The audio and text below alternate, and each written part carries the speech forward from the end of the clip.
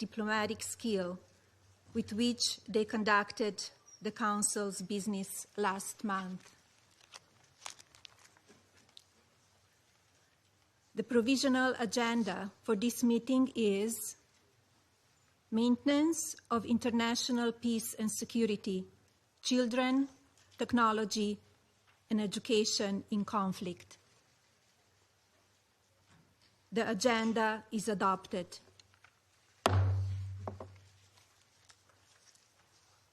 In accordance with the Rule 39 of the Council's Provisional Rules of Procedure, I invite Ms. Rosemary DiCarlo, Under-Secretary General of Political and Peace-Building Affairs, to participate in this meeting.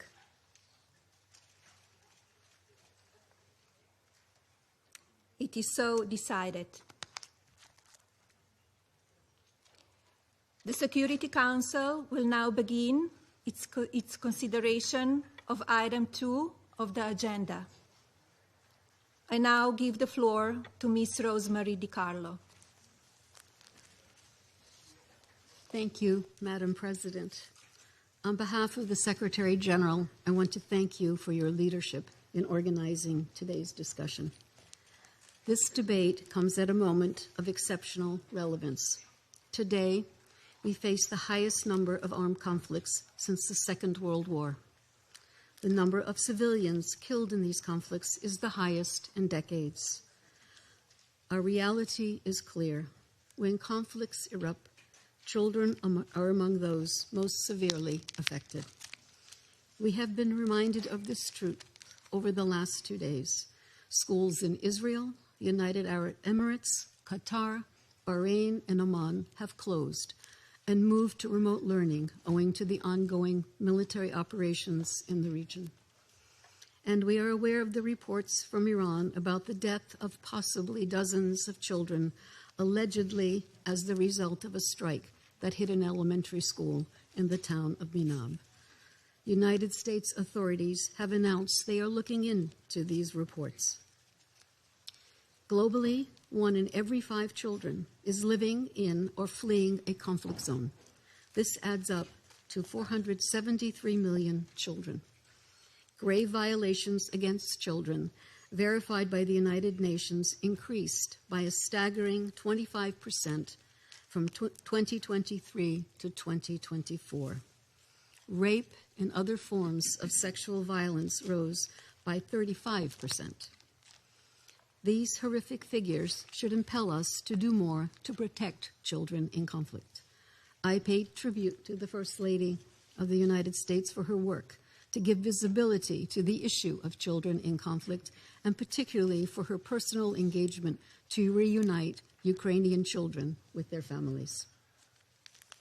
Madam President, when conflicts do not rob children of their life and physical security, they deprive them of the right to have a quality education and a future of opportunities.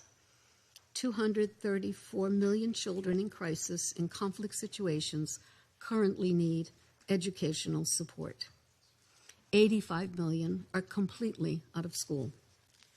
In violent conflicts, schools can be one of the only safe spaces that protect children from recruitment, trafficking, and exploitation. Schools can safeguard health and hygiene, provide psychosocial support, and connect families to essential services. Education in conflict zones is life-saving and life-sustaining. And yet schools, teachers, and education infrastructure continue to suffer violence. In 2024 alone, the United Nations verified a total of 2,374 attacks on schools and hospitals. Many more are unverified due to a lack of access. Most attacks in 2024 took place in Ukraine, Israel, the occupied Palestinian territory, and Haiti. In its resolution 2601, the Council urged all conflict parties to immediately cease attacks against schools, children, and teachers, and noted that such attacks are in contravention of international humanitarian law. It called on all parties to safeguard, protect, respect, and promote the right to education. The international legal framework is clear. We must act. Madam President, the challenges of providing quality education in conflict situations are tremendous. Infrastructure, from electricity to classrooms to digital connectivity, is often crumbling or at risk. Educators are few and far between. We face a shortage of 44 million teachers in conflict settings. Digital learning can offer access to education when schools are closed or inaccessible, or when students are fleeing violence. And the UN has made a concerted investment in these approaches. Private-public partnerships, when grounded in strong ethical frameworks, can help us deliver and expand access to innovative education technologies. For example, UNICEF's Learning Passport, developed in partnership with Microsoft, offers 10 million children in 47 and the Internet, improving the quality of education in some of the most marginalized communities in the Democratic Republic of the Congo and South Sudan. Technology allows education to reach the most vulnerable and those excluded from the formal educational system.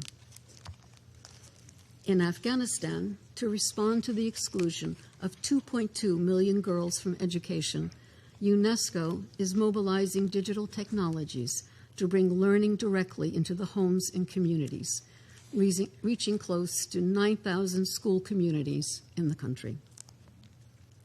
To ensure that opportunities provided by technology are realized, we must mitigate its risks. Children in conflict face heightened online threats, exploitation, trafficking, radicalization, digital recruitment into armed groups, and cyberbullying. Digital education must therefore actively promote child protection with risk assessments at every stage, from conception to deployment. We must strengthen legal and policy frameworks to protect the rights of the child in the digital space, in line with international human rights law. Technology companies have a particular role to play in providing safeguards to their users, especially children and young people. Unfortunately, funding for education in emergencies has dropped by 24%, even though needs are increasing. We call on member states to do more to meet funding gaps in education. Madam President, the most effective way to protect children from conflict is to prevent and end wars. Building peace is at the heart of what the United Nations does. We must all work together toward this goal. Thank you, Madam President. Thank you. I thank Ms. DiCarlo for her briefing. I shall now make a statement in my capacity as First Lady of the United States. First, my heartfelt condolences to the families who have lost their heroes, who sacrificed their lives for freedom. Their bravery and dedication will always be remembered. I extend my earnest wishes for a swift and smooth recovery to all those who have been injured. You are in my thoughts and prayers during these challenging times. The U.S. stands with all of the children throughout the world. I hope soon peace will be yours. Ambassador Waltz, I'm grateful for the distinguished honor to preside over the United Nations Security Council as the United States assumes its presidency. Undersecretary General DiCarlo, thank you for welcoming me here today. Your generosity reflects the dignity with which you hold your post. Thank you for your warm welcome, United Kingdom, France, Russian Federation, China, Greece, the Democratic Republic of Congo, Denmark, Panama, Liberia, Somalia, Colombia, Pakistan, Bahrain, and Latvia. Collectively, your mission to maintain security while upholding the responsibility of preventing conflict during times of both war and peace is significant, must be applied evenly and should never be carried out lightly. Peace does not need to be fragile. Enduring peace will be achieved when knowledge and understanding are fully valued within all societies. The value placed on education by nations' leaders shape the core of their country's belief system. A nation that makes learning sacred protects its books, its language, its science, and its mathematics. It protects its future. This leads to something powerful, to greater understanding, moral reasoning, and tolerance of others. Peace. Children raised in a culture rooted in intelligence develop confidence, innovate, build, compete, and maintain a deep value system. Their knowledge fosters empathy for others, transcending geography, religion, race, gender, and even local norms. They become caring people. But children raised in culture rooted in ignorance are surrounded by disorder and sometimes even conflict. These societies are filled with rigid thinkers who embrace prejudice and shun human dignity. When a nation restricts thought, it restricts its own future. Education is widely recognized as a fundamental human right, and yet today, so many children and young adults are banned from attending secondary schools and universities. The cost is not abstract. Imagine the loss of potential to our collective humanity, new medical breakthroughs, advancement in food security, groundbreaking technologies, all gone. A society that excludes vast segments of its population can realize only a fraction of its potential. Societies ruled by knowledge and wisdom are therefore more peaceful. We must cultivate a just moral imagination for the next generation, for our children, building an infrastructure of understanding. Knowledge is a power. It shapes titans of industry and inspires courageous social pioneers. We must capture this positive energy and ignite it across continents to transform our world throughout our digitally connected human race. Intellect blossoms humanity's fundamental needs: shelter, food security, clean water, and healthcare. And predictably, almost all communities will have access to knowledge within our lifetimes. The global community must facilitate complete access to technology so that every individual can reach their full potential through education. We must strive to achieve connectivity in the most remote locations and the furthest distances from our cities. This objective is entirely feasible and is already on the way. Today, roughly 6 billion individuals, about 70% of people on planet Earth, have a mobile device and use the internet. If our nations band together, we can close the technological divide, empowering all to reach their full potential. From a solitary farmer on a remote Greek island to a quiet genius in Somalia or a dreamer in uptown Manhattan, anyone can read the vast treasury of human knowledge created over centuries, which is now codified and accessible through artificial intelligence.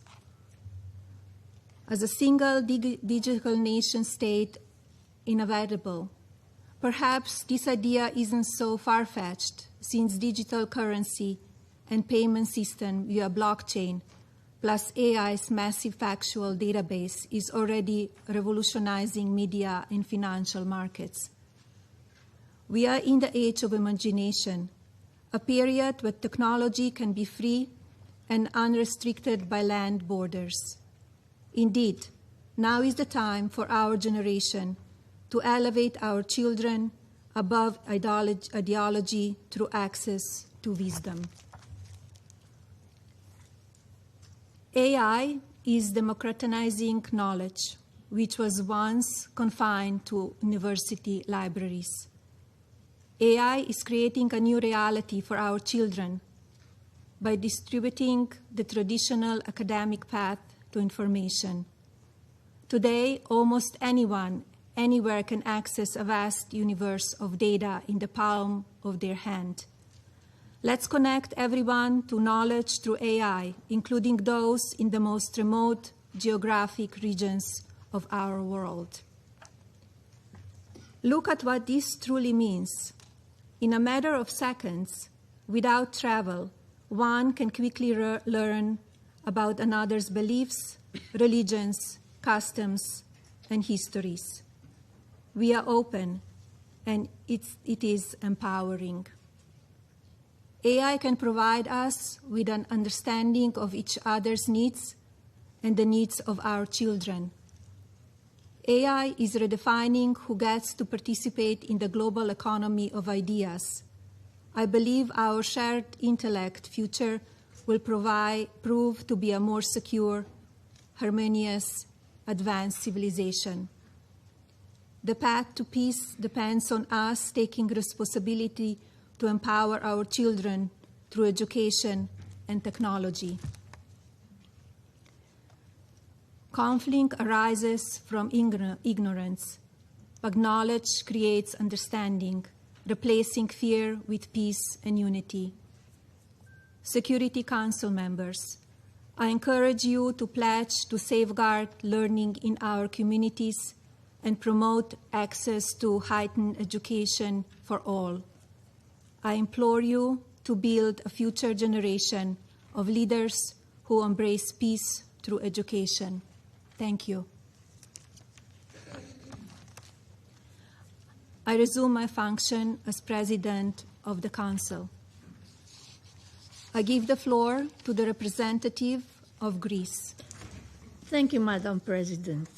First Lady of the United States, Ms. Melania Trump, I would like to thank you for chairing this important meeting and for highlighting one of the most urgent challenges of our time: the growing intersection between children, technology, and education in situations of armed conflict.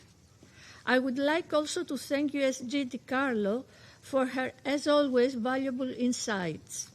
Madam President, today, in armed conflict, millions of children are affected daily. Surrounded by violence and insecurity, children are also deprived of the right to education, i.e., of their own very future. When schools are attacked, used for military purposes, or destroyed, children lose not only a safe place to learn, but also a sense of stability, protection, and above all, a hope for a better tomorrow. Therefore, innovative solutions need to be found to mitigate the impact of safe education, disruption, and restore education as a protective framework and a space of effective learning. In an era increasingly shaped by cutting-edge technological progress, education, technology, and innovation can form a powerful nexus to improve learning outcomes, foster peace, strengthen resilience of societies, and protect children. Nevertheless, at the same time, technology can expose children to serious risks, especially in conflict situations. As children in armed conflict face increasing risk of online harm, including online recruitment, exploitation, and sexual abuse, The Security Council Children's and Armed Conflict Framework has a duty to remain attentive to these evolving dynamics. Digital dimensions of recruitment, exploitation, and incitement are directly relevant to the protection mandate of this Council. Monitoring and reporting mechanisms should, where appropriate, reflect these emerging risks. In order to facilitate effective teaching and learning everywhere and under any circumstances, a strategic shift needs to take place that will allow for an integrated digital transformation of educational systems. This transformation entails action-oriented national plans and policies, clearly articulated educational goals, and sustained funding. Our guiding principle should always be to ensure the rights and best interests of the child, as well as their protection from online harm. Madam President, colleagues, the risks entailed by the use of digital technology are universal, even in time of peace. As stated recently in Geneva by the Greek Foreign Minister Yorgos Gerapetritis, the need to safeguard children's role and action in the future, in view of technology's advancements through the vital contribution of education, is of paramount importance. The digital environment as a public space must be safe, teaching children not just how to use technology, but crucially, how to protect themselves from it. In this endeavor, the potential of the private sector can also be utilized in collaboration with governments, civil society, and local communities, while adhering to relevant codes of conduct and human rights obligations. This partnership can contribute to the development of digital solutions of education that reflect our local reality and needs, ensure effective and flexible implementation, protect online safety, and help overcome barriers, including related to gender and disabilities. Madam President, the responsible use of technology and innovation can build bridges to safe education, dignity, and hope for children in armed conflict. It is our shared responsibility to ensure this access. Our ultimate objective is to cultivate a genuine global human rights culture by nurturing empathy in the next generation. If we can instill in a child the profound belief that human dignity is non-negotiable, that child will inevitably become a leader who champions peace. Ultimately, this deeply rooted culture is our most powerful defense against turmoil and armed conflict. Our engagement in the education of children is an investment in peace, and Greece, also through its work in the CAC Working Group, will remain at the forefront of this discussion. I thank you.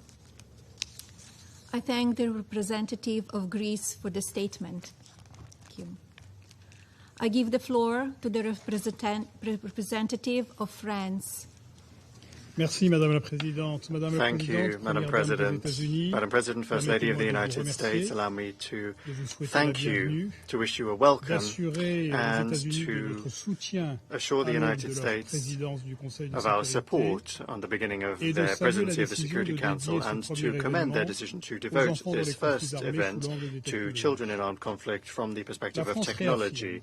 France reaffirms its constant commitment to the protection of children and for the full respect of their fundamental rights, including in the digital space. And in this regard, we commend your personal efforts as First Lady with the launch of the Fostering the Future initiative, as well as the adoption of the Take It Down Act against the non-consensual circulation of personal images that all too often children fall victim to.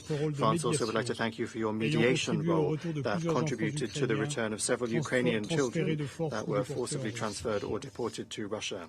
We thank the Undersecretary General, Ms. Rosemary DiCarlo, for her edifying briefing. Madam President, the subject that brings us here today is at the heart of the work of the Security Council, and it requires greater coordination around the three pillars of our organization. First of all, this Council must act to prevent and put an end to the use of new technologies against international peace and security. The malicious use of digital technologies is on the rise. It is increasing violence in armed conflict, and children are the primary victims of that. In Ukraine, the massive and repeated Russian drone attacks are killing, injuring, and also having a profound impact on the daily lives of children. At school, classes are interrupted each day by air raid sirens, and at home, children spend part of their nights and their evenings in cold and damp shelters because of Russian attacks. In other conflicts, social networks are being used to spread propaganda targeting minors, to facilitate their recruitment by armed groups, to exploit their vulnerability. The Security Council, in close coordination with all stakeholders, must continue its work, including within the children and armed conflict and youth, peace and security agendas that France is fully invested in. By bolstering child protection capacities in peacekeeping operations and special political missions, and in supporting the monitoring and reporting mechanism established by Resolution 1612 of 2005, the Council supports the gathering of information on the grave violations committed against children in armed conflict zones. This is an essential tool for strengthening prevention and combating impunity. Next, we need to act for the sake of human rights, which is the second pillar of our organization. It is our collective responsibility to protect our young people by promoting a secure digital space that is in line with international law. In this regard, France has been a leader at the national and European levels, including with the adoption of a law aiming to secure and regulate the digital space in 2024. This is a law that strengthens child protection against online pornography. Like a growing number of partners, France decided to restrict the access of children under 15 to social networks to better protect them. Because the digital space knows no borders, in 2021, together with UNICEF, France launched a call to action to defend the rights of the child in the digital environment, and then in 2022 launched an online child protection lab to develop innovative solutions for the better protection of children online. And lastly, we must act tangibly to ensure that all young people have access to new technologies, and that is the third pillar, the one related to development, used with pedagogy and in a regulated framework. Internet and artificial intelligence greatly facilitate universal access to education, as well as combating exclusion and shaping critical thinking. All of these, as you have said, are ramparts, bastions against hatred, and help to prevent conflicts in the future. France supports the tangible actions taken by the United Nations, in particular by UNESCO and UNICEF, to mobilize technologies for the protection of children via the anticipation of conflict risks, a more accurate needs mapping, and also expanded access to healthcare services, among other things. France holds the presidency of the G7 this year and has made the protection of children one of its priorities. Madam President, to conclude, the protection of children and young people affected by armed conflicts is of concern to all of us. The engagement of the United Nations, and in particular that of the Security Council, remains essential in that regard, and your presence is an encouragement, as was the case for several decades. Several days ago, the contribution of another First Lady, Eleanor Roosevelt, in the drafting of the Universal Declaration of Human Rights. Thank you very much. Thank you very much for your kind words, and thank you, representative of France, for the statement. Thank you. I give the floor to the representative of Democratic Republic of the Congo. Madam President, J'aimerais avant tout propos féliciter les États-Unis d'Amérique pour leur accession à la présidence du Conseil en ce mois de mars 2026 et les remercier pour la tenue de cette réunion consacrée à une problématique dont l'importance est déterminante et cruciale, aussi bien pour mon pays que pour de nombreuses régions du monde affectées par la guerre et les conflits armés. À cet égard, la République démocratique du Congo salue les initiatives visant à renforcer la mobilisation internationale en faveur du bien-être et du futur des enfants à l'ère du numérique et réaffirme son attachement à toute dynamique multilatérale permettant de protéger l'enfant et de garantir son droit fondamental à l'éducation. Mon pays vous rend de ce fait un hommage appuyé, très distinguée Première Dame des États-Unis d'Amérique, pour votre engagement en faveur de l'intégrité et de la dignité des enfants dans le monde. Nous remercions par la même occasion Madame Rosemary DiCarlo, secrétaire générale adjointe des Nations Unies, pour son exposé. Madame la Présidente, garantir un accès effectif à l'éducation et aux technologies numériques pour les enfants en situation de conflit constitue pour la République démocratique du Congo une réalité essentielle. Depuis plus de 3 décennies, notre pays connaît des cycles récurrents de violence et de conflits armés, particulièrement dans sa partie orientale. Cette situation prive depuis 30 ans des millions d'enfants de la jouissance d'un droit pourtant fondamental, celui d'accéder à une éducation sûre, inclusive et de qualité. À titre d'exemple, rien que dans la province du Sud Kivu, où opère impunément depuis le début de l'année 2025 le mouvement M23 et les forces de défense rwandaises RDF, en violation de nos lois nationales, de la Charte des Nations Unies, des principes élémentaires du droit international et du droit international humanitaire, l'impact du conflit sur l'éducation est alarmant. D'abord, la gratuité de l'enseignement est mise en mal. Les troupes rwandaises et les rebelles du M23 ayant décidé d'imposer des frais de scolarité dans les écoles privées et publiques des territoires sous la Ensuite, les statistiques renseignent que sur 8419 écoles, 1768 écoles, dont 71 écoles maternelles, 1022 écoles primaires et 675 écoles secondaires ne sont aujourd'hui plus fonctionnelles. Parmi elles, 167 écoles abritant 72 214 élèves, dont 36 068 filles, sont au moment où nous réunissons ici, occupées par les armes. Madame la Présidente, en règle générale, la République démocratique du Congo a fait de l'éducation un pilier central erected education into a central pillar of its policy of resilience and development.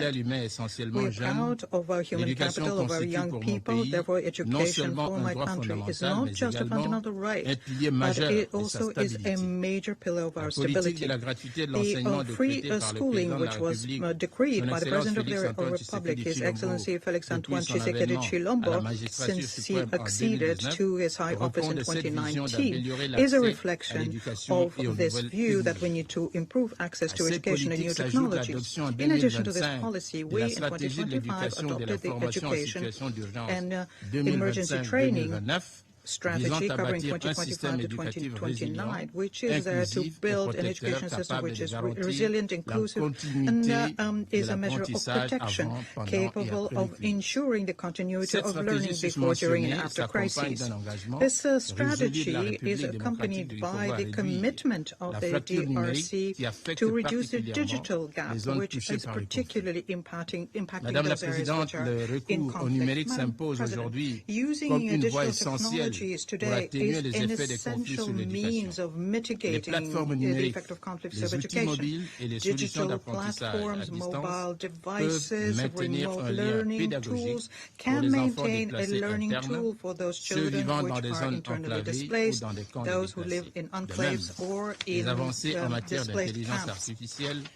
Similarly, the advances of artificial intelligence can also help with education. They can accompany pedagogical efforts and provide psychosocial support to those children who are victims of trauma. Madam President, the Democratic Republic of the Congo is convinced that the respect and the protection of the human rights, in particular the rights of children, of the international humanitarian law, must remain at the heart of all strategies that we are implementing, and this we're implementing to ensure peace and security in the world. We have to work together to make sure that these dimensions very frequently lost in approach analysis and evaluation of conflict take pride of place. And that is why the Democratic Republic of the Congo is called for a strengthened international support for the development of digital infrastructures in fragile and post-conflict areas, for responsible partnership with the private sector, partnership based on transparency and accountability. Madam President, we are a large country, a very rich country, especially when it comes to minerals, which are necessary for the current digital revolution. We think that technology should never be a factor of exclusion for our children. To the contrary, it needs to become an instrument for resilience, reparations, and equality of opportunities. To conclude, the Democratic Republic of the Congo would like to affirm its determination to work together with its partners, including through the platform Building Future Together, which is put forth by the distinguished First Lady Melania Trump, to protect children, to reform our education system, to progressively integrate into it numerical tools despite the security challenges, and to ensure that no child, even in a situation of conflict, be discriminated against, but rather that they should continue benefiting from their right to education, development, and the implementation of their legitimate dream to have a better future in the digital era. I thank you. I thank the representative of the Democratic Republic of the Congo for the statement. I give the floor to the representative of Denmark. Thank you, Madam President. Denmark thanks the United States for highlighting this critical topic of the first day of the presidency. And we commend the First Lady of the United States for her presence here today and for showing leadership on this issue. Let me also thank Undersecretary General DiCarlo for her sobering briefing. Madam President, as we've heard, more than 85 million children are out of school in crisis settings. From Sudan to the Sahel, from Afghanistan to Gaza, too often, too many school-aged children are prevented from learning. As members of this Council, we have a common responsibility to protect education in conflict. I commend the efforts by the United Nations in this regard, notably UNICEF, UNESCO, and the Office of the Special Representative of the Secretary General for Children and Armed Conflict. For example, in Ukraine, the UNHCR supports access to education from online learning for refugees to offline learning at underground schools near the front line. In Lebanon, UNICEF assists access to digital learning for Syrian refugees. And, as we've heard from the USG, in Afghanistan, UNESCO supports broadcasting of educational programs to reach learners in their homes. These are examples of innovative initiatives that make a difference for children and young people affected by conflict. But we can do even more to leverage the potential of technology for education. Madam President, I'll raise 3 points today. First, we must make even greater use of innovation and technology to support safe and protective access to education in conflict-affected situations. When conflict erupts and it becomes unsafe to go to school, digital tools can enable students to continue their education and connect with their peers. But it requires access to digital devices and often also access to the internet. Children in the poorest places in the world, which count many conflict-affected contexts, are more likely to be excluded from access to the internet. In short, eliminating the digital divide will help broadening access to education, to leave no child behind. We must keep this in mind as we seek to protect education during armed conflict in accordance with Security Council Resolution 2601. Second, Madam President, the digital space does not come risk-free. We know that it brings risks for children's safety. In context of conflict and instability, these risks can take many forms. Online platforms can be used to spread disinformation, and manipulated content could fuel polarization, instability, or lead to radicalization. Young peace builders could be targeted. Young human rights defenders may face reprisals or threats, both on and offline. Young women and girls may be targeted by technology-facilitated gender-based violence. Member states, along with tech companies, must prioritize protection in the digital space. While tech companies have great power in shaping children's digital experiences, they also have a great responsibility to protect children's rights. We support that the Office of the SRSD for Children and Armed Conflict engages with online platform operators on protection. Third, Madam President, as an international community, we must collectively ensure that parties to conflict uphold international law, including international humanitarian law and international human rights law. Parties to conflict must commit to specific, structured steps to end and prevent grave violations against children and uphold accountability. As we said in connection with the Red Hand Day on Education to prevent the recruitment of youth of children just recently, Denmark believes that we need not just to reflect, but to recommit. Recommit to the children of Haiti, who should be able to enjoy a safe learning environment without fear of being recruited by gangs. To the children in Sudan, who are attacked, starved, and displaced. And to the children in Ukraine, who have suffered abductions and endless attacks on their schools and infrastructure during the 4 long years of Russia's full-scale invasion. Schools must be protected from attack. The international legal framework is clear on this. Madam President, in closing, around this table, we must demand that safe and inclusive education is available to all children. We must support access to quality education. Where there is access is disrupted by conflict, we should safely leverage the potential of technology, because education is not only a fundamental right, it is a foundation for sustainable peace, stability, and development. Thank you. Thank you, Representative of Denmark. I give the floor to the representative of Panama. Gracias, señora Presidenta. Thank you, Madam President. Honorable señora Melania Trump, primera dama. Esteemed Mrs. Melania Trump, First Lady of the United States of America, Panama congratulates the delegation of the United States on assuming the presidency of the Security Council for the month of March, and we would like to wish you every success in this delicate undertaking. We would also like to thank Ms. Rosemary DiCarlo for her briefing and the U.S. delegation for convening this timely debate on the role of technology in guaranteeing access to education for children affected by armed conflict. This is a vision that is fully aligned with the priority agenda of the U.S. First Lady as part of the Fostering the Future Together initiative. And by happy coincidence, just a few days ago, we had the privilege of convening an area formula meeting to mark the International Day of the Red Hand, focused specifically on promoting safe, inclusive, and continual education as a tool for preventing the recruitment and use of children in armed conflict. That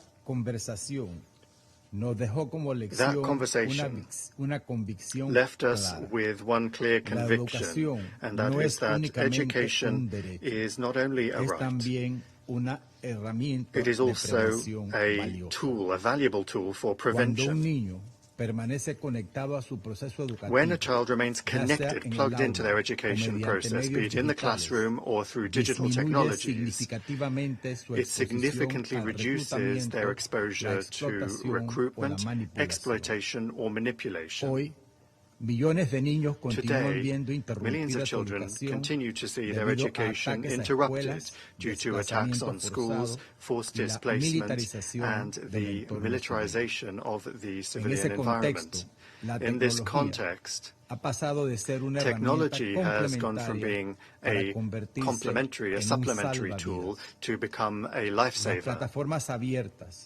Open platforms, remote learning, content broadcast over radio or television, and AI-supported solutions, when they are used responsibly, are useful in order to maintain the continuity of learning in some of the most complex environments in the world. Initiatives such as the Global Digital Learning Gateway from UNESCO and UNICEF, or the development of AI skills frameworks for teachers, reflect a growing recognition that technology can help to reduce gaps, but only if it is accessible, inclusive, and ethical. Experiences in the field confirm this. In Ukraine, according to data verified by UNICEF, the conflict has affected thousands of educational facilities, forcing more than 1 million students to depend today on hybrid or remote learning modalities in order to continue their education. The distribution of digital devices and teacher training has shown that connectivity combined with proper training can support education systems even when under fire. In Afghanistan, where more than 2 million girls remain excluded from secondary education, the use of digital community hubs and education programs over radio and television has made it possible to bring learning into the home, thus reducing risks and maintaining support networks. In Gaza, where a large part of the education system has been devastated, the launching of a virtual campus by UNESCO for higher education has offered thousands of students an opportunity to continue their studies from outside the conflict zone.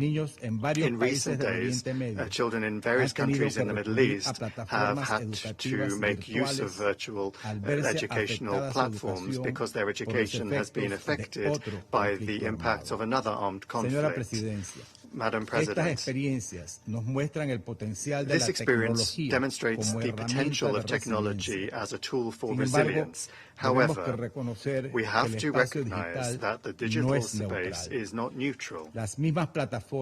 Those same platforms that facilitate learning can also expose children, particularly those that are already experiencing trauma, to the risk of exploitation, radicalization, misinformation, or online violence.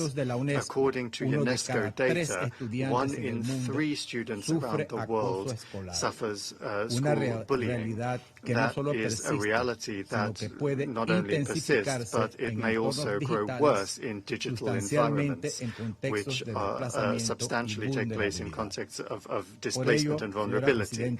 Therefore, Madam President, Panama would like to underscore a few fundamental principles. Technology must be a supplement to, but it cannot nor should it replace in-person education. Schools continue to be essential spaces for the comprehensive development of, protection of, and the recovery of children. Public-private partnerships are necessary, but they have to be rooted in solid ethical frameworks that respect the rights of the child in the digital environment. Moreover, we must make sure that this does not expand the digital divide. Without equitable access, technology could deepen inequalities that already exist. Madam President, our country considers that artificial intelligence can support teachers, but never replace them. Digital literacy, training for teachers, and the meaningful participation of young people themselves all need to be part and parcel of our response. Guaranteeing the continuity of education in conflict situations is not just a development issue, because depriving a generation of education at the end of the day means sowing the seeds of future crises. And in that regard, we reaffirm that safe, secure, inclusive and equitable access to education, including its digital dimension, is an inalienable part of the protection of children in armed conflicts. Thank you very much. I thank the representative of Panama for the statement. I give the floor to the representative of Liberia.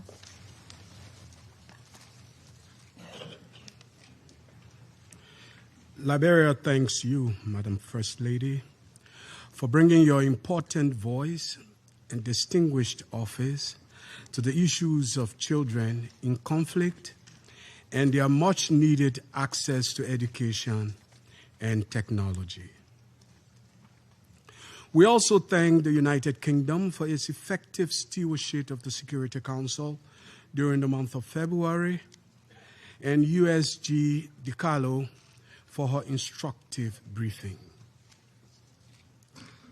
We warmly welcome the United States as it assumes the presidency for March, and thank the United States delegation for convening this timely meeting.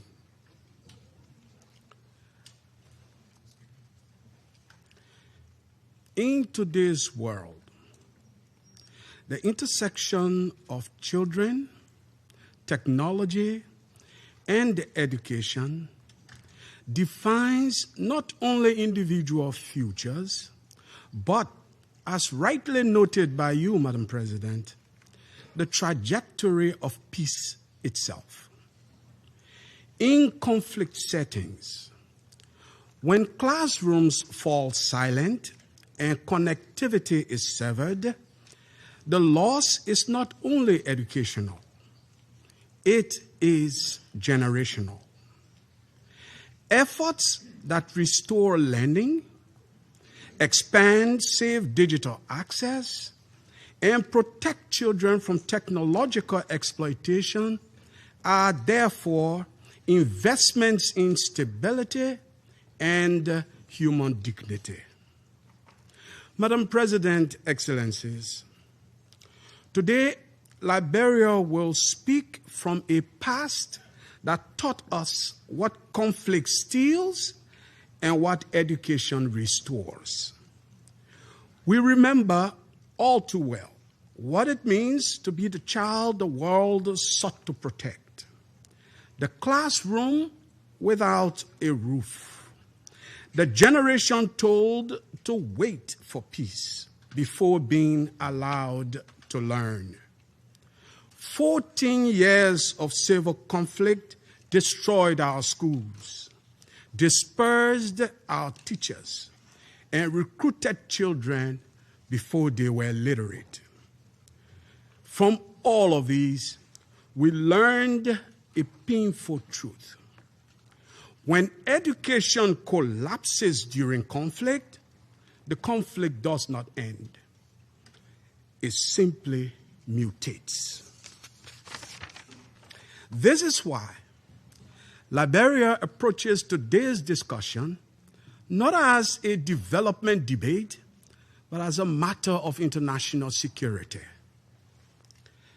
Around the world, more than 224 million children living in crisis settings are currently out of school, according to global education partners. Many before me have quoted even grimmer statistics.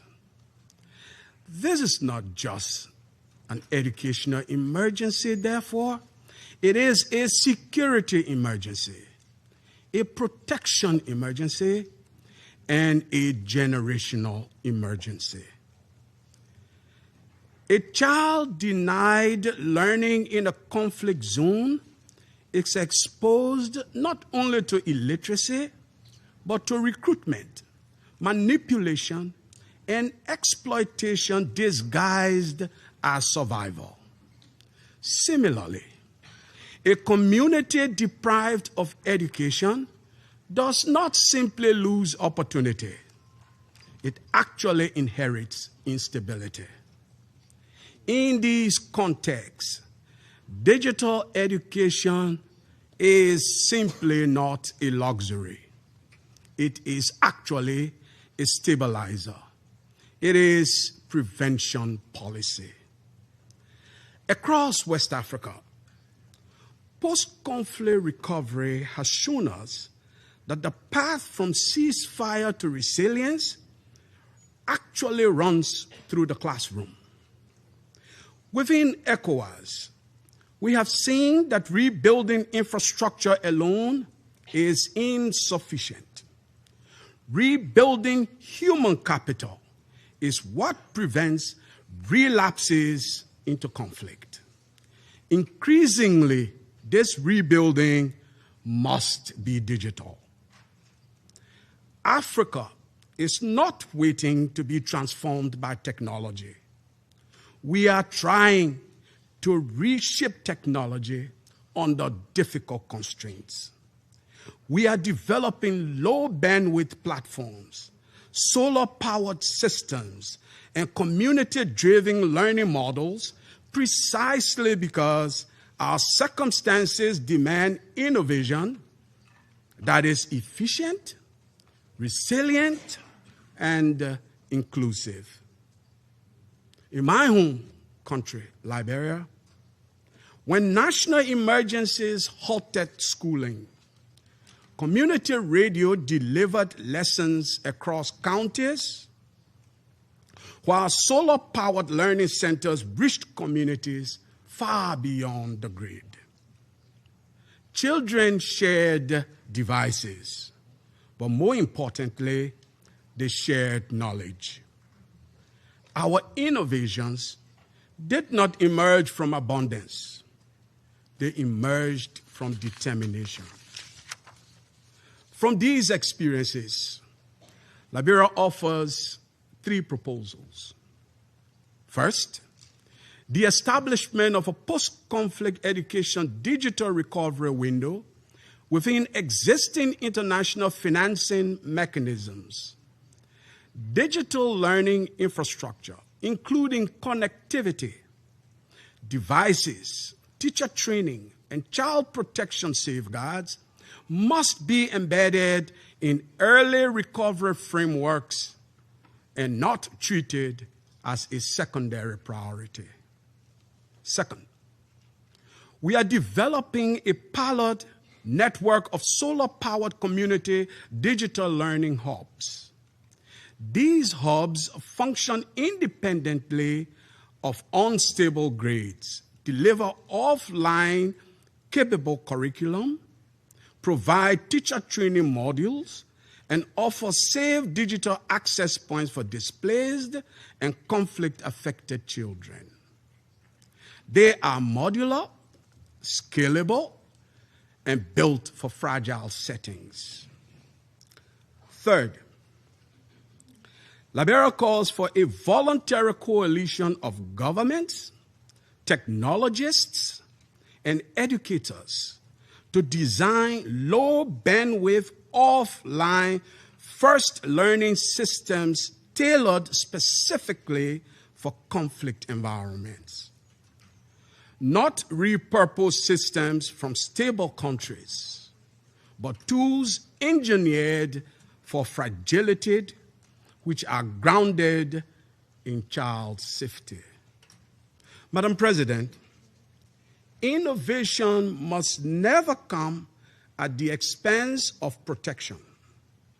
We therefore support the development of standardized safeguards for all artificial intelligence tools used in humanitarian and emergency settings. No child's privacy, innocence, dignity, or safety should be compromised by the very systems meant to support their learning. Madam President, let's be clear about what is truly at stake. When learning is lost in conflict, instability travels, extremism travels, desperation travels, but resilience can travel as well. Investing in digital education in fragile contexts reduces the pool from which armed groups recruit. It strengthens girls' autonomy and narrows the space in which harmful ideologies take root. It builds communities that choose ballots over bullets. This, therefore, is not charity. Such an investment is strategic security policy. Liberia stands as evidence that recovery is possible when the world invests early and wisely. Our journey from hosting peacekeepers to contributing to peacekeeping was shaped by education and anchored in opportunity. If we fail children in conflict today, we will debate the crisis of the society to be inherited tomorrow. But if we connect our children, if we power their classrooms with sunlight, if we equip them with safe digital tools, if we treat connectivity as protective infrastructure, we can change the trajectories of conflict and the trajectory of their lives. We can change recruitment patterns. We can change vulnerabilities.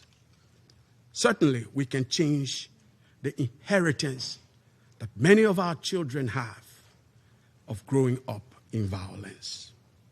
Let us therefore commit to funding digital recovery as an integral component of peace building. Let us design technology even for the hardest to reach places and not only for the most profitable markets. And let us ensure that the child in a village, once scarred by war, inherits not only peace, but a future. I thank you for your kind attention. I thank the representative of Liberia for the statement. I give the floor to the representative of United Kingdom. Thank you, Madam President. Let me begin by welcoming you, First Lady, to the Security Council and thanking you for your leadership on this important issue. I also congratulate the United States on assuming the presidency of the Council for the month of March. You have our full support. And I thank Undersecretary General DiCarlo for briefing us today. I will make 3 points. First, protecting children's right to safe, inclusive, quality education is critical. And yet, around the world, education systems are collapsing in conditions of conflict. In Gaza, 97% of schools have been damaged or destroyed, and over 650,000 children have been out of school for over 2 years. In Sudan, 1 in 3 schools has been damaged or destroyed, and 8 million children are out of school. In Ukraine, 4.6 million children face barriers to learning as a result of Russia's illegal and unprovoked full-scale invasion. The current conflict in the Middle East poses further risks. Children and civilian infrastructure, including schools, need to be protected. Parties to conflict must adhere to their obligations under international humanitarian law. The United Kingdom supports the implementation of the Safe Schools Declaration and urges other member states to commit to it. We are also proud to support global efforts to safeguard children's education in crises, including through our support for UNICEF and the Global Partnership for Education. Second, emerging technologies can play a transformative role in sustaining learning for children impacted by conflict and displacement. While not a substitute for in-person schooling, digital tools, remote learning platforms, and AI-supported systems can help children keep learning when classrooms are destroyed or inaccessible, and to access psychosocial support. But we also need to manage the risks of technology for children in conflict. For example, in Colombia, armed groups are increasingly using online platforms to recruit children. The United Kingdom is committed to ensuring accountability for grave violations against children in conflict, including through our support for the UN monitoring and reporting mechanism. Technology companies and governments also have a key role to play in strengthening safeguards against such risks. Third, Madam President, conflict disproportionately impacts girls' education. Girls are more likely to be out of school than boys in conflict settings. And as a result, they face heightened risks, including risks of exploitation, child marriage, trafficking, and sexual and gender-based violence. The United Kingdom is proud to support girls' education in crises, including over 7 million supported through the Education Cannot Wait Fund. And we call on the private sector, working with governments and civil society, to ensure technology meets the particular needs of girls whose education is impacted by conflict. I thank you. Thank you, Representative of United Kingdom, for your statement. I would like to give the floor to Representative of China. Thank you, Madam President. I welcome your presence, First Lady Melania Trump, as well as your presiding over today's meeting. I thank Under Secretary General DiCarlo for her briefing. Children are the most vulnerable group in armed conflict and require the most protection. Incessant conflicts around the world today have led to rising cases of violation against children in recent years, which China finds deeply disturbing. The denial of children's right to education due to conflict not only affects the healthy development of children themselves, but also erodes the foundation of national stability and undermines development. The international community must give priority attention to this issue, build consensus, and work together to improve access to education for children in conflict zones. I would like to make 4 points.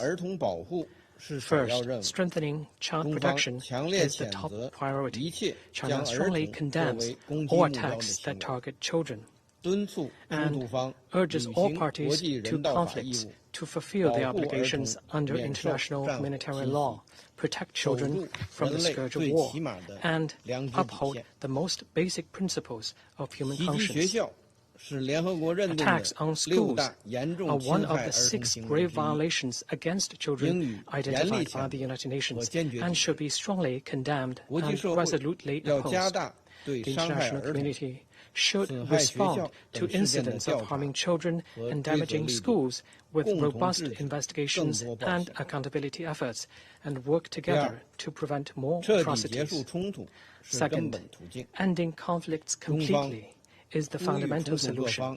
China calls on all parties to the conflict to prioritize the interests and well-being of the wider population and hostilities and violence as soon as possible, and resolve the differences through dialogue and consultation. The Security Council should stay committed to political settlement of hostile issues and bolster conflict mediation. The Gaza conflict has cast a dark shadow over an entire generation of Palestinian children. Israel must fully comply with the ceasefire agreement, completely lift restrictions to humanitarian access, and end the suffering of children in Gaza. Haitian gangs are forcibly recruiting large numbers of children, turning them into expendable tools of conflict. The international community should support Haiti in addressing both the symptoms and the root causes of the multiple crises confronting the country. Third, promoting sustainable development represents a long-term approach. Development is key to breaking the cycle of violence, addressing the root causes of conflict, and achieving lasting peace. The international community should strengthen cooperation in education, and in particular, help conflict-affected countries improve their educational infrastructure, scale up education investment, expand the pool of well-trained teachers, build comprehensive teaching systems, and make education more inclusive and accessible. China supports the close coordination and cooperation among UN humanitarian and development entities to accelerate the implementation of the Sustainable Development Agenda relating to children and education, and to effectively promote and protect children's rights through development. Fourth, The proper application of technology constitutes a crucial means. Technologies such as remote teaching, online platforms, satellite networks, and mobile terminals can break through the spatial and temporal boundaries of traditional classrooms, making knowledge literally available at fingertips and significantly empowering children's education during conflicts.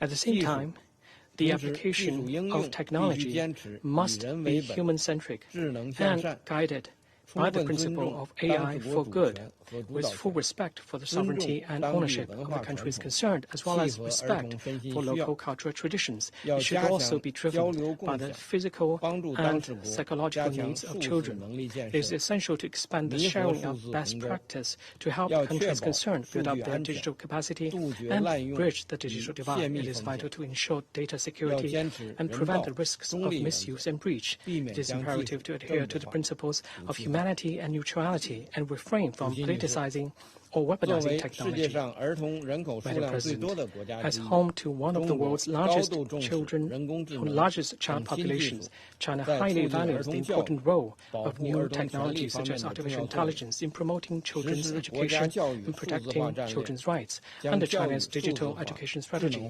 digital and smart learning has been identified as key to China's future educational development. Guided by the vision of building a community with a shared future for mankind, China is committed to providing public goods and engaging in result-oriented cooperation in order for children worldwide to benefit from advancement in new technologies. China has been building and renovating primary and secondary schools in developing countries and providing them with teaching supplies. We have also been working with partners such as UNICEF and UNESCO to implement digital projects in conflict-affected and developing countries and promote the digital transformation of education. China stays committed to working collectively with the international community to heal wounds with love and care, empower education with technology, and strive to ensure that no child will be left behind. Thank you, President. Thank you, Representative of China, for the statement. I give the floor to the representative of Somalia. Thank you, Madam President. Let me begin by thanking the United States for convening this meeting and welcome you, Madam First Lady, and commend your leadership in presiding over today's timely and important discussion. I also thank USG DiCarlo for the insights which remind us that the challenges before us are immense, but so too is the expertise and commitment and compassion around this table. We gather to confront a profound challenge, which is ensuring access to technology and education for children whose lives have been shattered by conflict. In today's world, digital opportunity can mean the difference between hope and despair. Yet for millions of children affected by war, education remains out of reach. When schools are closed or destroyed, children lose not only their chance to learn, but also the protections and connections that help them recover and thrive. In these moments, children become even more vulnerable to exploitation, trafficking, and instability. Nowhere is this more urgent than for the children of Gaza. Their resilience in the face of unimaginable loss and daily hardship inspires us all. We cannot allow them or any child living through conflict to be left behind. As we look ahead, I would like to propose the following. First, we must recognize technology as a lifeline for children in crisis. Even when disaster shuts down traditional classrooms, digital tools can keep education alive. Advances in artificial intelligence and robotics are transforming how children learn, equipping them for a fast-changing world. Yet with this promise comes responsibility. The very tools that open doors must not expose children to new dangers. We must build safeguards, educate families and teachers, and remain vigilant against those who would use technology to harm. Second, we must make the protection of schools and learning spaces an absolute priority as reaffirmed by United Nations Security Council Resolution 2601. Schools must be safe havens and never be targeted. Attacks on educational facilities rob children of their right to learn and strip communities of hope and stability. We must reaffirm our commitment to upholding international law and ensuring that schools, teachers, and students are protected at all times, especially in conflict zones like Gaza, where more than 97% of schools have been damaged or destroyed, and 91.8% of all education facilities will require either full reconstruction or major rehabilitation to become functional again. Third, we must close the digital divide with creative, context-appropriate solutions. For millions, barriers like lack of devices, electricity, or internet are real, and nowhere is this more urgent than for the developing world, in particular in our continent, Africa. By working with technology innovators, educators, and local communities, we can tailor solutions to reach even the hardest impacted children. As we strive to deliver education and opportunity amid crises, we must also address the root causes of conflict, such as inequality, marginalization, and underdevelopment. The best protection for children is to prevent conflict from erupting in the first place. Addressing the drivers of violence and instability through diplomacy, sustainable development, and respect for human rights remain our most powerful tool to safeguard children's futures. Law can uphold perpetrators to account, but itself it cannot prevent conflicts. True safety and protection of children is built on teaching the values of nurturing, care, and empathy in every society, while building communities committed to dignity, inclusion, and peace. In conclusion, Madam President, my delegation is committed to working together to make the digital era a source of hope and possibility for every child. With commitment to conflict prevention and responsible use of technology, even in the darkest circumstances, we can ensure no child is left behind. I thank you. Thank you, Representative of Somalia, for the statement. I give the floor to Representative of Colombia. Gracias, señora Presidenta. Thank you, Madam President. Permítame iniciar saludando Allow me to begin especialmente a la primera dama de Estados Unidos, with special señora greetings Melania for Trump, the First Lady of the y United reconocer States, su Mrs. liderazgo Melania en la Trump, promoción and I de would like to recognize her leadership orientadas in al promoting bienestar de la initiatives niñez, targeting the un well-being of tema de children, interés which compartido. is a subject of También shared agradezco a la interest. señora I would also like to Rosemary thank Ms. DiCarlo Rosemary DiCarlo por su valiosa for her intervención. valuable briefing. Colombia reconoce el Colombia potencial de la recognizes the transformación potential digital para of las digital nuevas transformation generaciones. for new En generations. situaciones de conflicto, In conflict donde las situations escuelas where han sido schools have been destruidas, destroyed, son are inaccesibles o no inaccessible, ofrecen or condiciones de aren't able to seguridad. provide La safe, tecnología secure puede conditions. contribuir a Technology garantizar el can acceso a la help educación guarantee y la access to continuidad education and the continuity educativa, of education, facilitar la prestación de facilitating servicios the provision of esenciales como essential apoyo services such as psicosocial psychosocial y ampliar support, la and also disponibilidad de help to expand información de the calidad, availability of good quality information, especialmente en poblaciones especially in marginalizadas marginalized que enfrentan populations formas and múltiples populations e that are facing multiple interseccionales de and intersecting discriminación. forms of discrimination.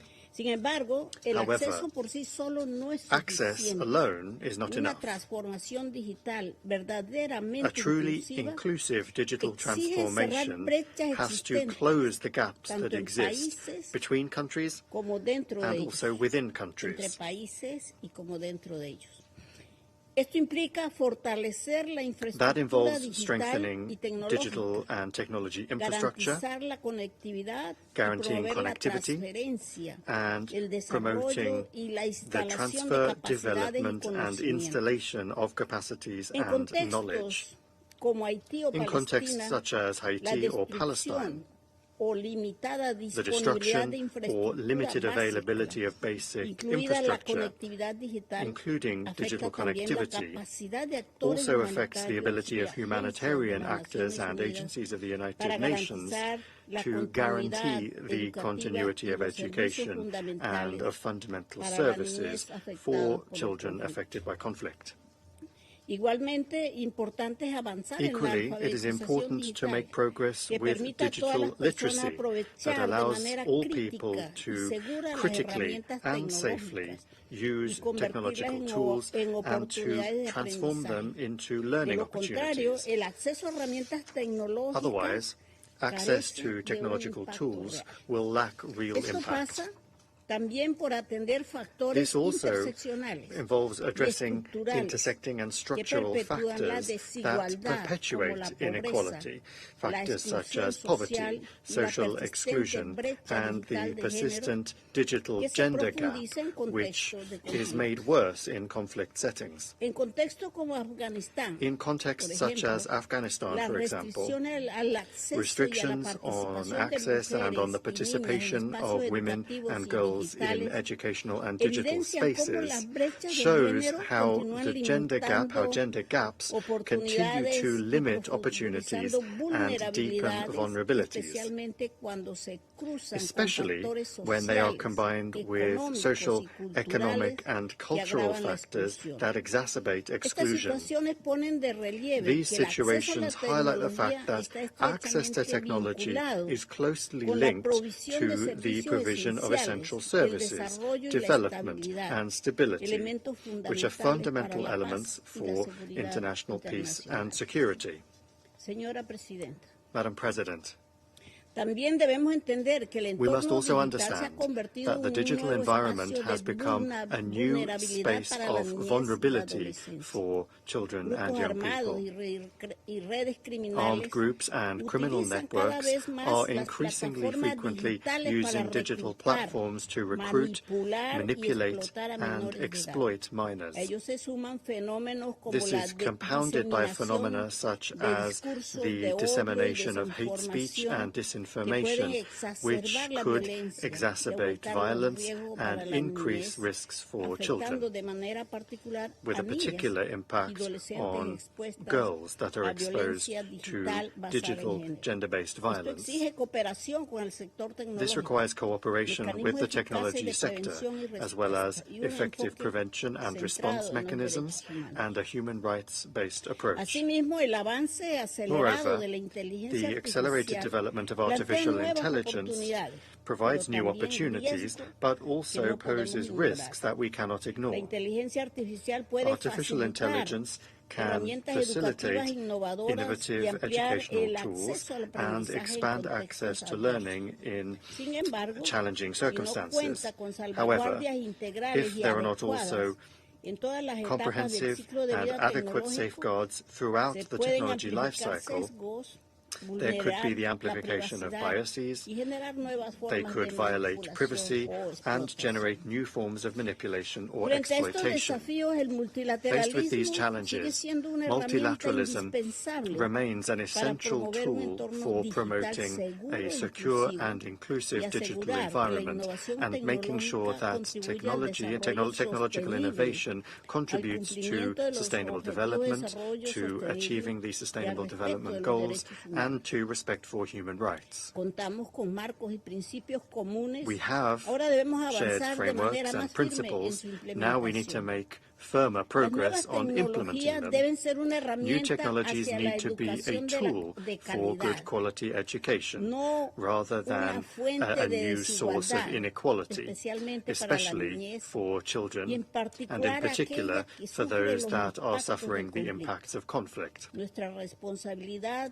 Our responsibility is to make sure that the digital environment does not reproduce the dynamics of violence and exclusion that we are trying to overcome. Once again, Colombia reaffirms its commitment to international law, to the United Nations Charter, and to the peaceful settlement of disputes. The protection of the civilian population, in particular of children, is an absolute priority. Collective security is not built with more confrontation, but rather with more safeguards and cooperation. Thank you. I thank the representative of Colombia for the statement. I give the floor to the representative of Pakistan. Madam President, First Lady of the United States, Mrs. Melania Trump, I would like to welcome and thank you for presiding over this session, the very first of the U.S. presidency for this month, and something that underlines the importance that you attach to this subject. And let me also thank USG DiCarlo for her briefing. Pakistan welcomes the Fostering the Future Together initiative of the U.S. First Lady, aimed at building a global coalition committed to enhancing children's well-being through the promotion of education, innovation, and technology. And Pakistan is pleased to join this initiative. The issue before us is not simply about innovation and technology. It is about safeguarding human dignity and ensuring that conflict does not steal the future of an entire generation. Across conflict zones around the world, including situations of foreign occupation, notably Palestine and Jammu and Kashmir, millions of children are growing up amid rubble and chaos rather than in classrooms and in calm. Schools have been destroyed, damaged, or militarized. The teachers have been displaced. Digital networks disrupted. Education systems, already fragile, have been pushed to the brink of collapse. The Secretary General's own report, the most recent report on children and armed conflict, paints a deeply troubling picture. It documents alarming levels of grave violations against children, including attacks on schools and hospitals, problems of recruitment and abduction, and the denial of humanitarian access. The scale and intensity of these violations have increased worldwide. The erosion of education in conflict settings is not incidental.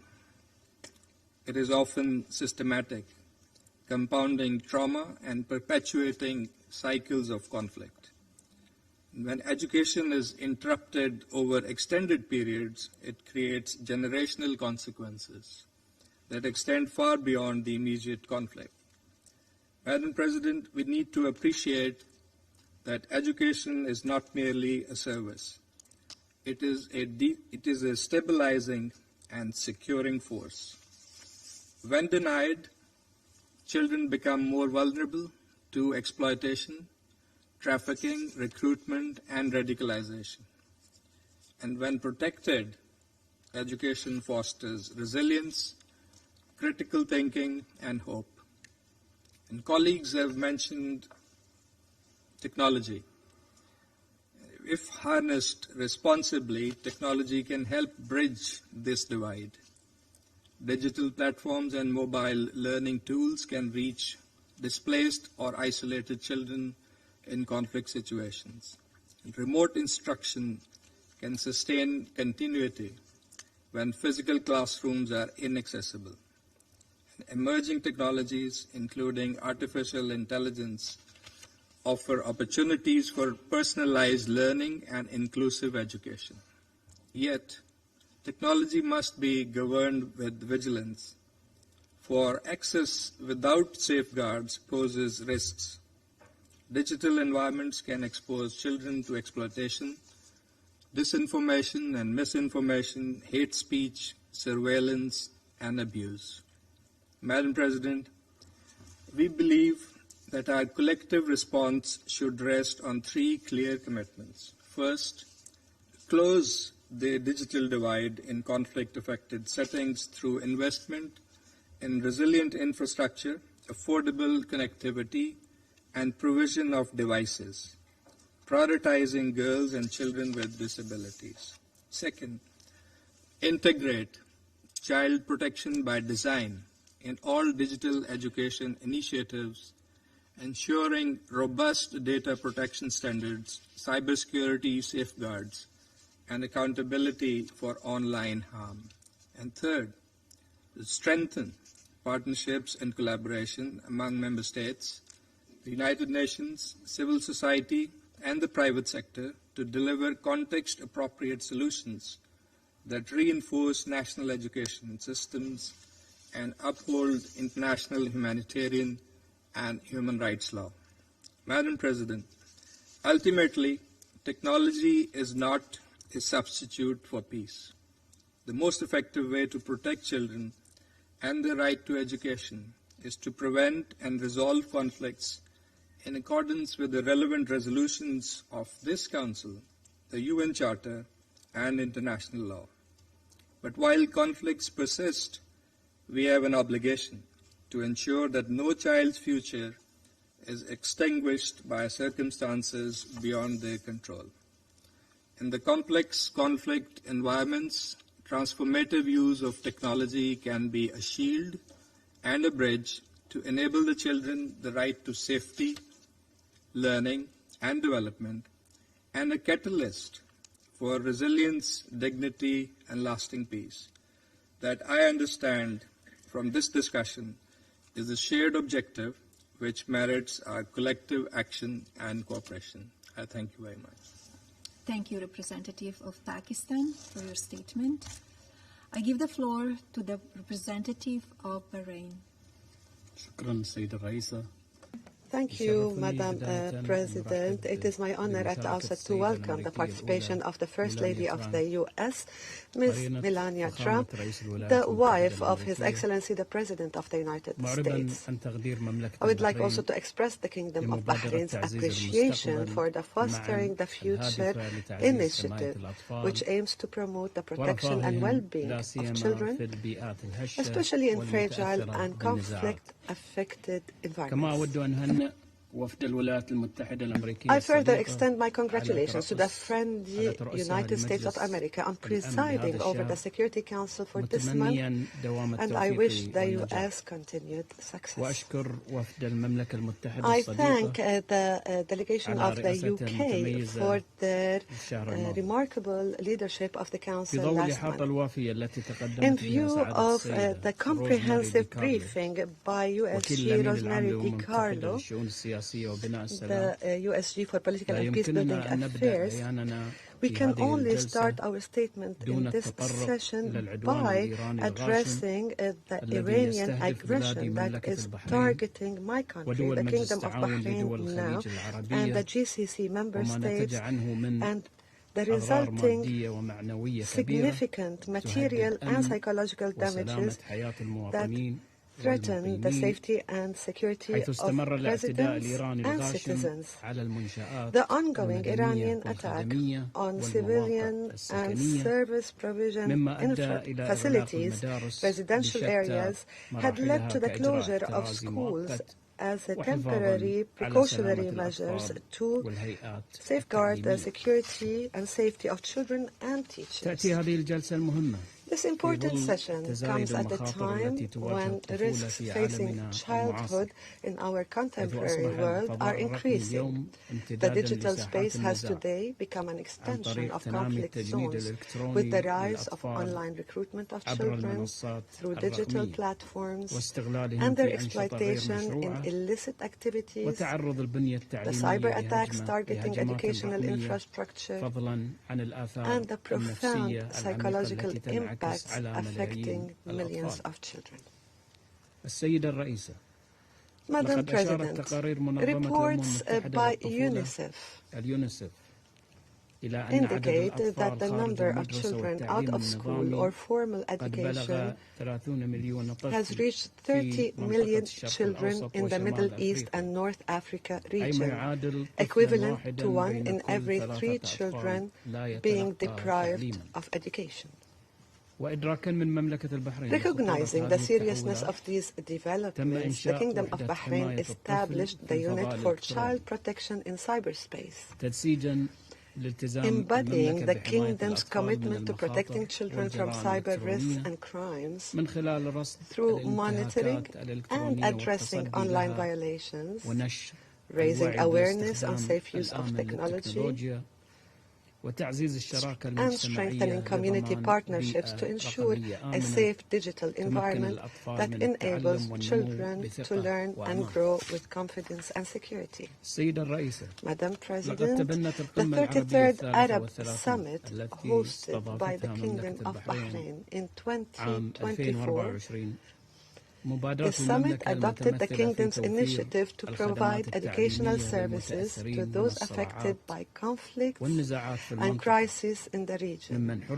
Individuals deprived of their right to formal education due to security and political conditions, as well as the consequences of displacement or being refugees and migration, through cooperation and coordination between the League of Arab States and the United Nations Educational, Scientific and Cultural Organization, UNESCO. This approach, adopted by the Kingdom, aims to intensify international cooperation in addressing digital and educational challenges, to expand access to safe and inclusive education in areas affected by conflicts. Under the leadership of His Majesty King Hamad bin Isa Al Khalifa, the King of Kingdom of Bahrain, and with the support of His Royal Highness Prince Salman bin Hamad Al Khalifa, the Crown Prince and Prime Minister, the Kingdom is keen to place the protection of human beings, especially children, at the core of its national and international action. This is reflected in the statement of His Majesty the King at the first meeting of the Peace Council, Peace Board, in which the Kingdom is a founding member through the provision of necessary infrastructure and skills to establish an effective government digital services platform in Gaza. Building on this approach, the Kingdom of Bahrain affirms the importance of joint action along 3 main tracks. First, support UN efforts to develop regulatory frameworks that address the risks of digital recruitment and exploitation of children in armed conflicts. Second, deepen strategic partnerships with the private sector, developers of emerging technologies, and social media platforms to proactively detect and prevent digital violations against children. And third, build the capacities of conflict-affected states to protect educational and digital spaces dedicated to children and to exchange best practices. Madam President, in conclusion, the Kingdom of Bahrain reaffirms its firm commitment to working with the international community and all partners to ensure that technology remains a tool for building the future, not a means of threatening it. The Kingdom also emphasizes the importance of ensuring the continuity of safe and quality education for children in conflict zones, including through reliable digital solutions that preserve the child's right to uninterrupted education and prevent the widening of the education gap. Thank you for your attention. I thank the representative of Bahrain for the statement. I give the floor to the representative of Latvia. Thank you, Madam President. Let me start by congratulating the United States on the beginning of their presidency of the Council and for starting it with the First Lady of the United States, Ms. Melania Trump, presiding over this meeting. And we wish you warm welcome and thank you for your leadership. I extend my sincere appreciation for the excellent work of the United Kingdom as the Council's President in February. And I thank Under Secretary General Ms. Rosemary DiCarlo for her briefing. Latvia would like to take this opportunity to thank the First Lady of the United States for her dedicated efforts and personal commitment to the return of Ukrainian children abducted, forcibly transferred and deported by Russia. And we welcome the First Lady's initiative, Fostering the Future Together. It is indeed important and urgent that this Council focuses on children in conflict and their access to education and technology, as almost 500 million children live in conflict-affected countries. Madam President, digital technologies are reshaping childhood. They offer children new ways to learn and stay connected. But for millions of children in conflict across continents, access to education, or even basic connectivity is scarce. Living in constant fear, facing danger and violence every day and no schools to go to. Like in Sudan, in the Middle East, in Haiti. Or children spending years in shelters underground because of bombardments. Classrooms transferred underground in the dark and cold, as in Ukraine. In this context, I would like to underscore our support to the work of the United Nations, and namely UNICEF and UNESCO, and to the Office of SRSG for Children in Armed Conflict, whose mandate is vital not only to safeguarding children's access to education in conflict, but also to addressing grave violations committed against them. And let me highlight 3 points. First, war and conflict have a profound impact on education. Children in conflict-affected countries are far less likely to complete primary school than their peers elsewhere. And without education, it is not hard to imagine what their future will be. Easy targets for recruitment, for exploitation, and further violence. Indeed, digital technologies can serve as a lifeline to ensure the continuity of education when traditional systems are disrupted. For example, in Ukraine, in response to the First Lady Olena Zelenska's Laptop Coalition initiative, Latvian foundations and private businesses donate laptops to school children in Chernihiv, whose education has been severely disrupted by Russia's war of aggression. And there are other examples. Second, digital technologies and media provide unlimited opportunities, but without appropriate safeguards, they also cause significant harm. The development of AI tools amplifies both. Children are increasingly exposed to harmful content, data and privacy risks, online grooming, manipulation, recruitment. Strengthening the education curriculum and expanding capacity building, including on information and media literacy, is a crucial part of the response. That is why, through development cooperation, Latvia supports STEM education and digital skills, especially for girls and young women in various countries. And education alone is not sufficient to address harm in the digital environment. Protecting children requires a collective effort. This is families, educators, who guide and support them, and they also need the capacity to do so, and public institutions and private companies, including online platforms that identify risks and take responsibility for addressing them. Third, digital tools alone cannot replace meaningful human interaction, and education is no exception. Technology and AI should enhance children's learning, not replace it. And as our experience during COVID pandemic demonstrated, Online-based learning is not a substitute for in-person learning. The lack of engagement with teachers and peers leaves a negative impact on children's social and emotional development. Digital tools should support teachers, not sideline them.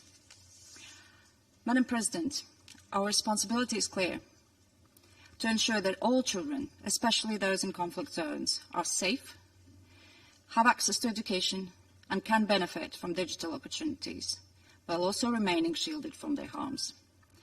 For children whose schools have been destroyed or whose access to learning has been violently disrupted, protecting their right to education means finding reliable ways to keep learning alive and to build peace. And achieving this demands responsible action from all of us. And I thank you. I thank the representative of Latvia for their statement. I give floor to the representative of Russian Federation. Madam President, first of all, we would like to thank the United Kingdom for their presidency in February and to wish every success to the American presidency in the month of March. Madam First Lady, we welcome your personal participation in the meeting today. We're grateful to you for convening this meeting on a very important topic, the topic of children, technology, and education in conflict. The access of children to education is one of the main rights enshrined in the Universal Declaration of Human Rights and in the Convention on the Rights of the Child. More than that, it's an imperative for humankind if humankind wants to follow the path of progress. Education is what is called upon to make a little person heir to countless scientific, spiritual, moral, and ethical riches accumulated by humankind. It's not just aggregated knowledge, which in this day and age is accessible online and is subject to artificial intelligence.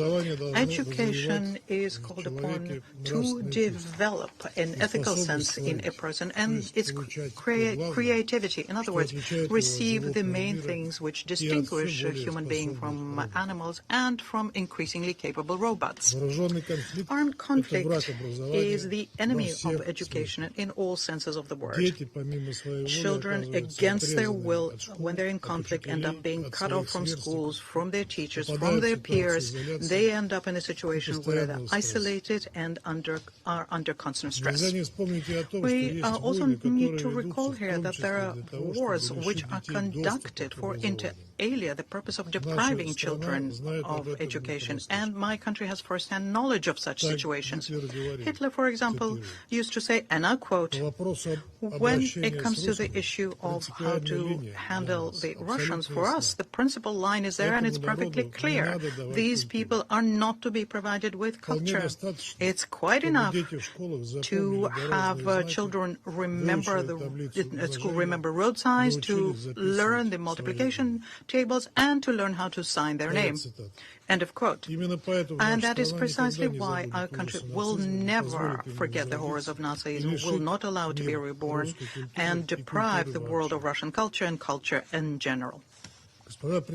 Madam President, today what we need to do is to make every effort to make sure that during armed conflict, children's education remain guaranteed to the extent that it's possible. The absence of access to education makes children even more vulnerable to violence and recruitment by armed groups.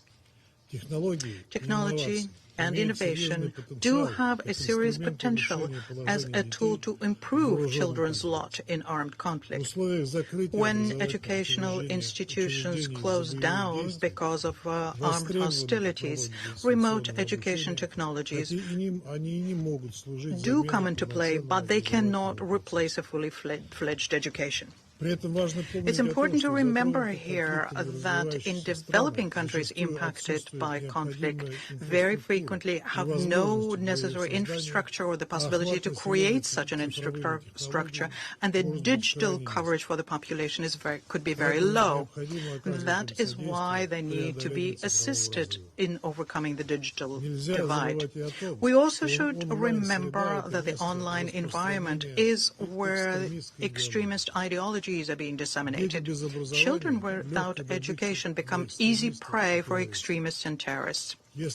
And if we do not find a possibility to provide a decent specialized education to our children, well, they will become so-called educated by other, much more dangerous sources. Internet is also the place where materials are being disseminated depicting sexual violence against children and scenes of their sexual exploitation. Combating these monstrous developments is something that is enshrined in a number of provisions of the UN Convention Against Cybercrime. It's a first in history universal treaty in this area, and this document was developed upon Russia's initiative. The malefactors use new technologies, including artificial intelligence, also to organize campaigns of disinformation and conducting computer attacks, which hit inter alia national educational systems and their students. We are convinced that the key to success in countering these threats consists in the following. We have to make sure that the digital solution developers abide by national laws of those states where they operate, and that countries cooperate amongst themselves on this issue without politicizing it. Madam President, even though there are opportunities provided by technologies, nothing can replace personal interaction with a teacher as well as contact with other children. Therefore, even during an armed conflict, schools must remain a safe space. They must not be used for military purposes or be attacked. Madam President, we must note that sometimes protecting children in an armed conflict becomes an instrument of political manipulations, where in an unacceptable manner the labels of wrongdoer is placed on one, whereas the crimes of others are being passed over in silence. For example, very few know, or rather don't want to know, that last week alone Russian schools were targeted by the armed forces of Ukraine 5 times, or that in Belgorod Oblast last year children had to study remotely, or do they know that the Russian students in a number of regions now have mandatory training on safety procedures in the case of artillery shelling, drone attack, hostage taking, evacuation, or first aid. Nor do they recall that the children of Donbass have been growing up under Ukrainian armed forces shelling since 2014 and grew up that way, and hundreds of children died and were maimed. Russia is not conducting targeted strikes against educational facilities and have consistently been advocating ensuring comprehensive protection for minors and respecting the civilian nature of educational infrastructure. The armed forces of Russia, when conducting a special military operation, are strictly abiding by the IHL. Irrespective of the disinformation, deceitful and detestable campaign against Russia about supposedly 20,000 abducted Ukrainian children, even no one has been able to prove that.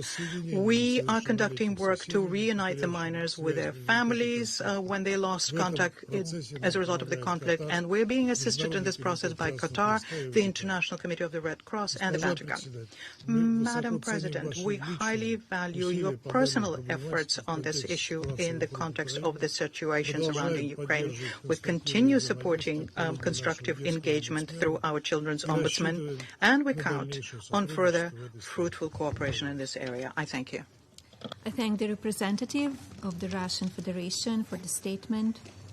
There are no more names inscribed on the list of speakers. The meeting is adjourned.